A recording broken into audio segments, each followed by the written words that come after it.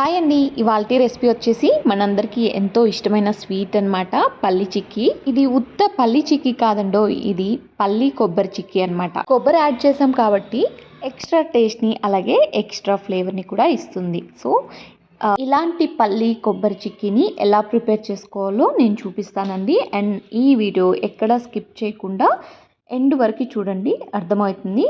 ముందుగా అయితే ప్రాసెస్లోకి అయితే వెళ్ళిపోదాము. ఒక కడాయి తీసుకొని అందులోకి 1.5 కప్పు దాకా పల్లీలు అయితే తీసుకుంటున్నానండి. ఈ పల్లీలు లో టు మీడియం ఫ్లేమ్లోనే ఒక 15 నిమిషాలు ఇలానే వేయించుకోవాలి. అప్పుడే మనకి రుచి అనేది చాలా బాగుంటుంది. ఇన్ కేస్ మనము హై ఫ్లేమ్లో పెట్టినట్లయితే మాడిపోవడం కానీ, లేకుంటే పైన అంతా బాగా వేగిపోయి లోపల పచ్చి పచ్చిగా ఉండిపోతాయి. అలా కాకుండా లో టు మీడియంలో పెట్టుకున్నట్లయితే చక్కగా వేగిపోతాయి అన్నమాట. సో ఇవి వేగేటప్పుడే మనం బెల్లం కూడా ఇలా బెల్లం ముద్దలు ఉన్నట్లయితే ఇలా కొట్టి పెట్టుకోండి, సైడ్ పెట్టేసుకోండి. ఇప్పుడు పల్లీలు అయితే వేగిపోయాయి చూడండి, అసలు ఎక్కడ మాడకుండా చక్కగా మనకి వేగిపోయాయి అన్నమాట. ఇప్పుడైతే ఒక క్లాత్ తీసుకొని ఇలా పల్లీలన్నీ వేసుకొని బండకేసి బాదాలి. అప్పుడైతే మనకి చక్కగా పొట్టు అనేది వేరైపోతుంది. చూడండి, ఇలా బండకేసి బాదడం వల్ల ఒక 80 to 85% వరకు మనకి పొట్టు అనేది దానంతట అదే రిమూవ్ అయిపోతుంది. ఇప్పుడు మళ్ళీ ఇలా ప్రెస్ చేసుకుంటూ చేతులతో రిమైనింగ్ మిగిలిపోయిన వాటికి పొట్టు కూడా తీసేసుకోవాలి. తర్వాత ఇలా జల్లించుకుంటే మనకి పల్లీలు అనేవి చక్కగా వేరైపోతాయి పొట్టు నుంచి. చూసారు కదా, ఇప్పుడైతే అదే క్లాత్లో మళ్ళీ ఈ పల్లీలని వేసేసుకొని ఒక చపాతీ కర్ర అయితే తీసుకొని ఇలా చపాతీలు రుద్దినట్టు మనం రుద్దితే మొత్తము కూడా పలకలు పలకలు అయిపోతుంది అనమాట. సో చూసారు కదా, మొత్తం ఎక్కువ పౌడర్ కాకుండా ఇలా పలుకులు పలుకులుగా అయితే సరిపోతుంది. ఇప్పుడు అదే ప్యాన్లో 1.5 కప్పు మనము పల్లీలు తీసుకున్నాం కదా, 1.5 కప్పే మనం బెల్లం కూడా వేసుకోవాల్సి ఉంటుందండి.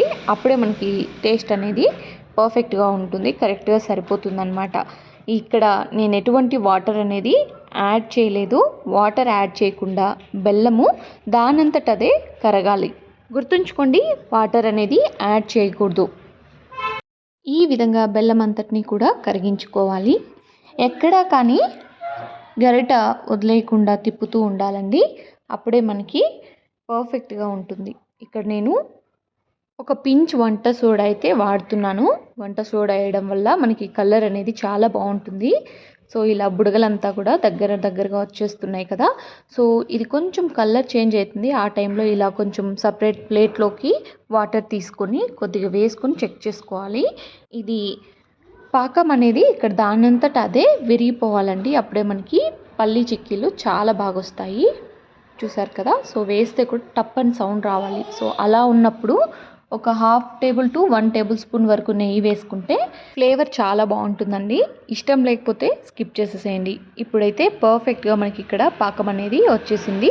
ఇప్పుడు అందులోకి మనం ఆల్రెడీ క్రష్ చేసి పెట్టుకున్న పల్లీలు అలాగే కొబ్బరి తురుము కూడా వేసుకోవాలి. ఒక 50 గ్రాముల దాకా కొబ్బరి అయితే వేసుకున్నానండి. నేను తీసుకున్న 1.5 కప్పుకి 1/2 కప్పు దాకా ఇలా కొబ్బరిని అయితే పచ్చి కొబ్బరిని తురిమి ఇలా వేసుకున్నాను.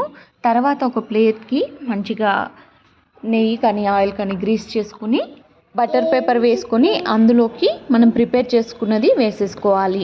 ఇది ఆ ప్లేట్కి ఈవెన్గా ప్రెస్ చేసుకోవాలన్నమాట. ఎంత గట్టిగా ప్రెస్ చేసుకుంటే అంత పర్ఫెక్ట్గా ఉంటాయి. మనం ఇక్కడ స్పాచులా యూస్ చేసి కొంచెం గట్టిగా ప్రెస్ చేసుకోవచ్చు, లేదు అంటే ఏదైనా ప్లేట్ కానీ బౌల్ కానీ యూస్ చేసుకొని కూడా ప్రెస్ చేసుకుంటే సరిపోతుందండి. ఇలా 1 అవర్ టు 1.5 అవర్ బయట గాలికి వదిలేస్తే గట్టి పడిపోతుంది అనమాట.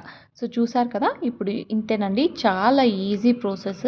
ఇలా ప్రిపేర్ చేసి పెట్టుకుంటే ఒక నెల పాటు మనం నిలువ పెట్టుకొని ఎప్పుడు కావాలంటే అప్పుడు తినొచ్చు. మరి మీకు ఎలా అనిపించింది ఈ వీడియో?